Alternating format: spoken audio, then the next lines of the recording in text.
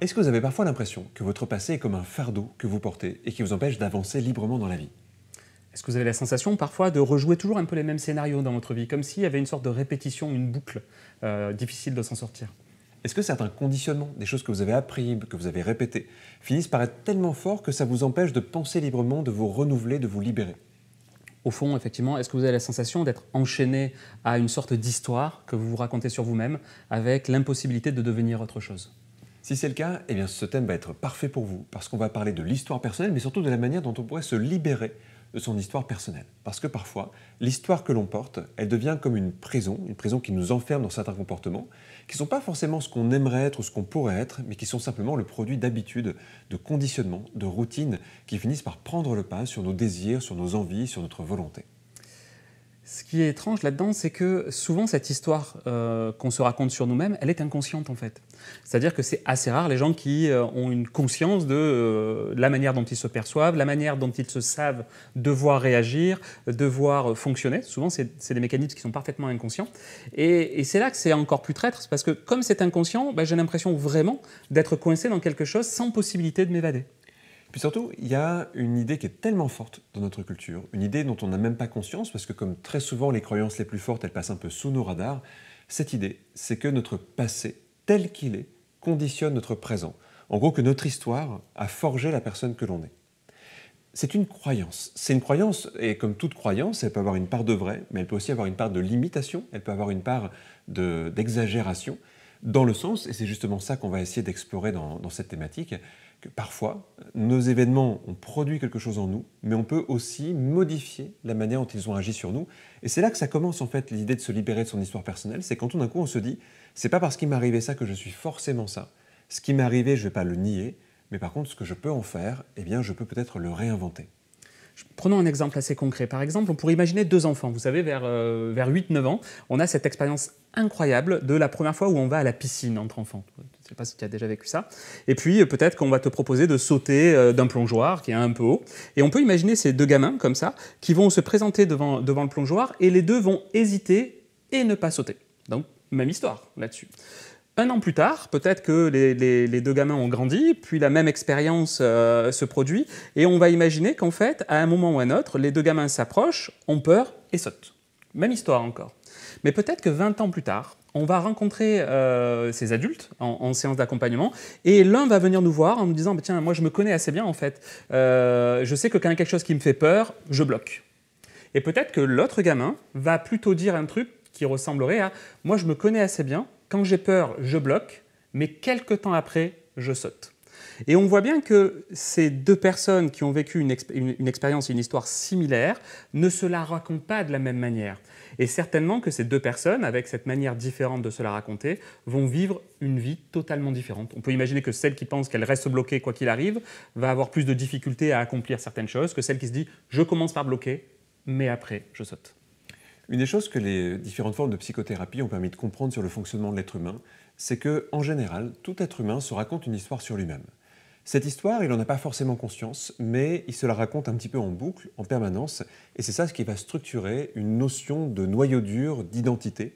C'est voilà ce que je suis, voilà ce que je vois de moi, voilà ce que je donne à voir au monde. Et il semblerait qu'on ait tous une envie inconsciente, un désir inconscient de cohérence par rapport à cette histoire. Vu que je suis comme ça, je dois me comporter comme ça, il est normal que je me comporte comme ça. Et c'est là qu'on commence à avoir une prison. Cette prison, elle ne se dessine pas tout de suite dans notre vie. En fait, elle vient pendant l'enfance, un peu plus fortement pendant l'adolescence, et elle commence à se figer un peu pendant l'âge adulte. Souvent, quand on arrive à l'âge adulte, on a une forme de continuité, on va être fidèle à soi-même, fidèle à l'histoire qu'on se raconte sur nous-mêmes. Et il nous manque cette latitude, cette souplesse, qui nous fait que quelquefois on pourrait, non pas changer d'histoire, mais changer qui on est par rapport à cette histoire, et justement, avec cette idée clé que tu sous-entendais déjà, l'idée qu'on pourrait changer la manière dont on se raconte notre histoire. Il y a plusieurs éléments. L'idée, c'est pas forcément de se défaire de toute son histoire, en fait. Je sais pas, moi, si je me raconte l'histoire de « j'ai appris à conduire, donc je sais conduire un véhicule », c'est chouette de me conformer à cette histoire, de ne pas la remettre en question à chaque fois, parce que sinon, ça serait embêtant à chaque voiture. On pourrait même imaginer, j'ai appris à conduire sur une Clio, et donc si c'est une Peugeot, je pourrais me douter de savoir la conduire, ça serait embêtant. Donc il y a toute une partie de l'histoire, des pans de l'histoire qui vont m'intéresser. Mais lorsque je vais faire face à des structures limitantes, c'est là que ça va être intéressant de remettre en question. En fait, on entend parfois le piège de l'histoire personnelle quand les gens parlent de leur présent en l'expliquant par rapport à leur passé de manière un peu trop systématique. Je suis comme ça parce que ma maman était comme ça. J'ai toujours été timide. J'ai toujours eu besoin de beaucoup de sécurité. J'ai du mal à aller vers les autres. Je suis hypersensible. Je suis... Et souvent, en fait, ce sont les premières étiquettes qu'on nous pose. C'est un prof qui dit à un enfant « toi, tu es plutôt doué pour les matières littéraires ». C'est une maman qui dit à son fils « mais moi, je pense que tu as peut-être des problèmes d'attention ». C'est plein de choses comme ça, des étiquettes qui sont posées, des histoires qui sont posées, des manières dont on se construit par rapport aux autres aussi, et on n'en a pas vraiment conscience. Mais cette histoire, quand elle finit par se figer un petit peu, eh bien, on a l'impression qu'elle est tellement vraie qu'on n'a même plus la capacité de la remettre en cause. Alors si vous êtes là, c'est sans doute que vous sentez qu'il y a une remise en cause possible, et cette remise en cause, eh bien, on va essayer de la cultiver, on va essayer de l'amplifier, et on va voir jusqu'où il est possible de s'en libérer. Et puis j'en profite dans cette vidéo pour aller explorer quelque chose qui n'est pas très connu en fait, de manière générale, c'est la notion de souvenir. Notre histoire, en fait, elle est issue de nos souvenirs et souvent, on peut imaginer que nos souvenirs sont comme enregistrés dans notre tête et qu'ils sont le reflet précis de ce qui s'est passé à l'époque. Aujourd'hui, on sait que ce n'est pas le cas. C'est-à-dire que les neurosciences ont vraiment travaillé là-dessus. On sait que les souvenirs, en fait, sont encodés déjà de manière partielle, c'est-à-dire ce qu'on voit, ce qu'on entend et ce qu'on ressent. Il y a, je sais pas, des petits éléments de chaque qui sont récupérés, mais pas l'intégralité de l'expérience. Que ce qu'on enregistre est totalement lié à l'émotion associée, c'est-à-dire plus il y a une émotion, plus on a tendance à graver des souvenirs, et qu'en plus, et là c'est vraiment magique, c'est qu'à chaque fois qu'on réaccède à ces souvenirs de manière consciente ou inconsciente, on les altère et on les modifie. Ce qui veut dire que notre passé, tel qu'on se le raconte, n'est pas forcément ce qui est arrivé, mais une réinterprétation de ce qui est arrivé. En fait, ce n'est pas tant notre histoire réelle qui nous conditionne, mais plutôt l'histoire qu'on se raconte. C'est pour ça qu'il y a cette idée de se raconter quelque chose. Et si en se racontant une histoire, on modifie la manière dont elle agit sur nous, c'est bien qu'on a déjà un pouvoir sur cette histoire-là. Alors, on pourrait se questionner du style en se disant, par exemple, mais aucun de mes souvenirs n'est vrai alors du coup. Du coup, non. Pas complètement, en tout cas. Pas complètement, en fait. Si vrai, c'est calqué à la réalité, non. Mais en même temps, si je vous demandais là de prendre conscience de la pièce dans laquelle vous êtes, okay, et de vous souvenir de tout ce qu'il y a dans la pièce, votre souvenir là, même si à une seconde, ne serait pas vrai. Moi, là, si j'essaie d'imaginer et de penser à tout ce qui se passe dans la pièce, il y a beaucoup trop d'informations, en fait. Notre cerveau n'a pas cette capacité de tout prendre d'un environnement ou d'un événement. En fait, ça ne lui est pas utile en termes d'adaptation, ce n'est pas nécessaire. Donc, si vrai égale calqué à la réalité parfaite, en fait, aucun de nos souvenirs n'est vrai. Elle est intéressante, cette notion, parce qu'elle vient déjà peut-être écorner un petit peu le côté presque sacré qu'on pourra avoir sur l'histoire qu'on a vécue. Il y a une histoire qui nous est arrivée, on en a plus ou moins conscience, on en a des souvenirs plus ou moins précis, et c'est une des choses qu'on va explorer dans cette thématique, c'est qu'en agissant sur les représentations de ce passé, eh bien on peut quelquefois renforcer l'impact de quelque chose, ou au contraire diminuer l'impact d'un événement important, pour justement ne pas en subir les conséquences ou le poids aujourd'hui au présent. C'est marrant parce que souvent, quand on présente ce genre de propriété, quand on parle des souvenirs à des stagiaires qu'on peut former ou quoi que ce soit, il y a un moment où il y a une inquiétude. Mais en fait, c'est une super bonne nouvelle, en fait. Il y a une inquiétude parce que je mets en doute tous les souvenirs que je peux avoir, en fait. Ce n'est pas l'enjeu. Il y a certainement des souvenirs que vous avez qui sont proches de la réalité. Hein. Nous, on ne remet pas ça en question. Mais ils ne sont pas toute la réalité. Mais le fait que vous puissiez réinterpréter chacun de ces souvenirs de manière adaptée à vos besoins du présent, c'est une très, très bonne nouvelle, en fait. Si on revient sur l'idée de se défaire de son histoire personnelle, on pourrait se demander, est-ce qu'il est possible qu'un individu puisse se dire, à cet instant-là, je décide entièrement de ce que je suis? Je pense que c'est un peu utopique. Donc on va tendre vers ça, on va voir jusqu'où on peut aller. Il y a peut-être un moment où vous allez vous dire, j'ai pas envie d'aller plus loin là-dedans parce que ça viendrait créer trop de pertes de repères et ça serait vraiment à écouter ce signal-là.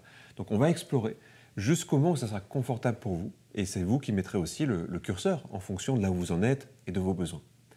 En tout cas, pour cette aventure, on a prévu plusieurs thématiques à explorer dans les différentes expériences qui vont vous être proposées. On va vous proposer l'exploration de plusieurs domaines à travers plusieurs chapitres. Et le premier chapitre va être plutôt dédié à l'histoire que vous vous racontiez jusqu'à aujourd'hui sur votre vie. L'idée, c'est d'en prendre conscience et de comprendre l'impact qu'elle a sur le présent. Pas encore forcément pour la modifier, mais déjà pour comprendre qu'en fait, cet impact, c'est avant tout une sorte de mécanisme inconscient, plutôt qu'un lien entre le passé réel et le présent. Ensuite, on va explorer une notion qui nous vient de rituels qu'on va trouver notamment dans des traditions chamaniques et qu'on appelle la récapitulation. La récapitulation, elle a pour but d'un côté de lâcher en fait toutes les conséquences, notamment émotionnelles, de certains événements passés. Donc c'est vraiment l'idée de se libérer d'un fardeau, d'un poids qu'on a pu accumuler avec le temps. Et d'un autre côté, l'idée aussi de se reconstituer parce qu'il y a des endroits où on a des renoncements, des endroits où on se perd, des endroits où quelquefois on passe à côté de nous-mêmes et il y a besoin de retrouver ces éléments-là pour se reconstituer. Donc on a deux chapitres en fait qui sont un peu en miroir. Un côté, mettre de côté tout ce qui ne m'appartient pas et d'un côté récupérer tout ce qui m'appartient et que j'ai peut-être laissé le long du chemin. Le dernier chapitre, lui, c'est qu'est-ce que je vais faire de tout ça? Là, on est plutôt partie prenante en disant tiens, de quelle manière je vais altérer, modifier, ajuster l'histoire que je me raconte sur moi-même. C'est là qu'on va vraiment travailler sur le fait de se réinventer. C'est-à-dire qu'une fois qu'on a un peu nettoyé justement le fardeau du passé, eh bien c'est qui je souhaite être et voir les différentes possibilités d'être qui existent en moi. On va voir qu'il y a des choses parfois à réparer du passé pour terminer de se libérer. On va voir qu'on va faire presque grandir des parties de nous-mêmes pour les amener à se développer plus librement parce que justement, elles ont plus d'espace une fois qu'on s'est un peu désencombré du poids et des attaches qui étaient liées à notre histoire personnelle. Donc c'est vraiment dans ce dernier chapitre qu'on va créer beaucoup de mobilité psychique et qu'on va travailler sur l'idée de se réinventer.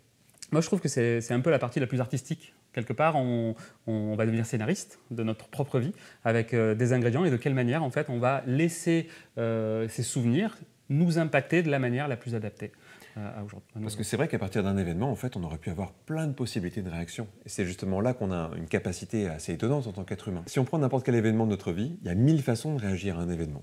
Il y a celle qu'on a vécue, mais on pourrait en imaginer plein d'autres. Et c'est quand on commence à imaginer de cette façon plus libre qu'on va se libérer justement de l'idée qu'il y avait une réaction, celle qu'on a vécue, et qu'on va alimenter notre esprit inconscient avec beaucoup plus de flexibilité. Dès que vous serez prêt, on vous attend pour chacun des chapitres de ce thème.